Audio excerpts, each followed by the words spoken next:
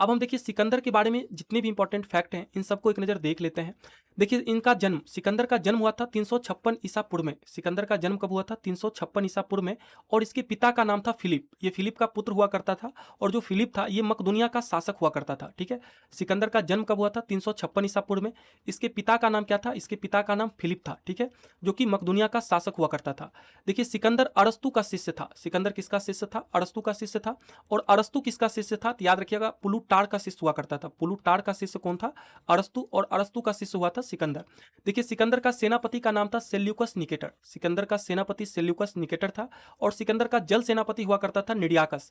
ये दोनों के बारे में आप याद रखिएगा। सिकंदर का सेनापति का नाम था सेल्यूकस निकेटर, जबकि सिकंदर के जल सेनापति का नाम था निडियाकस। ठीक है, आगे देखिए सिकंदर के बारे में। देखिए सिकंदर और पोरस के बीच, सिकंदर और पोरस जो कि पंजाब का शासक हुआ करता था, सिकंदर और पोरस के बीच युद्ध हुआ था जिसको हाइडेस्पीच का युद्ध या झेलम या बितस्ता का युद्ध के नाम से जाना जाता था। ठीक है, सिकंदर और पोरस के बीच जो युद्ध हुआ था उसे हाइडेस्पीच का युद्ध या झेलम या बितस्तता का युद्ध के नाम से जाना जाता है। ठीक है, ये भी कई बार एग्जाम में पूछा हुआ है। आगे देखिए सिकंदर का भारत विजय अभियान 326 ईसा पूर्व में शुरू हुआ था। कब हुआ था? 326 ईसा पूर्व में शुरू हुआ था।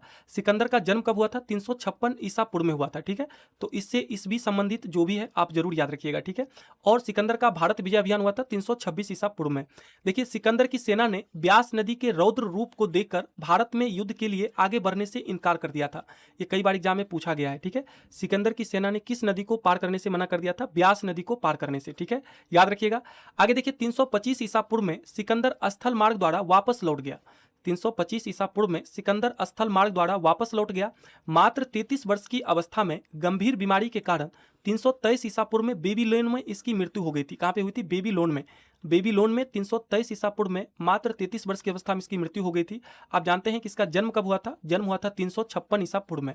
ठीक है, 356 ईसा पूर्व में इसका जन्म हुआ था और 323 ईसा पूर्व में इसकी मृत्यु हुई थी, यानी 33 वर्ष तक ये जीवित रहा था। 326 ईसा पूर्व में ये भारत विजय अभियान किया था और 325 ईसा पूर्व में ये वापस लौट गया था। ठीक है, याद रखिएगा। ये चारों ईस्वी सिकंदर से संबंधित है, जरूर जरूर याद रखिएगा। ठीक है, आगे देखिए सिकंदर के प्रिय घोड़ा का नाम हुआ करता था बऊ केफला। सिकंदर के प्रिय घोड़ा का नाम था बऊ केफला, जिसके नाम पर इसने झेलम नदी के तट पर एक नगर भी बसाया था, बऊ केफला नगर। ठीक है, तो सिकंदर के प्रिय घोड़ा का क्या नाम था? बऊ केफला नाम था, जरूर याद रखिएगा। सिकंदर के पिता का नाम क्या था? फिलिप हुआ करता था। और याद रखिएगा कि भारत का मगध का जो शासक है, मगध का शासक धनानंद जो है, ये सिकंदर का समकालीन हुआ करता था। तो सिकंदर का समकालीन शासक कौन था? धनानंद था। ठीक है, आप धनानंद के बारे में जानते हैं कि ये नंद वंश का अंतिम शासक हुआ था। इसे चंद्रगुप्त मौर्य पराजित करके मगध पे एक नए वंश, मौर्य वंश की नींव डाला था। ठीक है, याद रखिएगा, ये सभी फैक्ट काफी इंपॉर्टेंट है।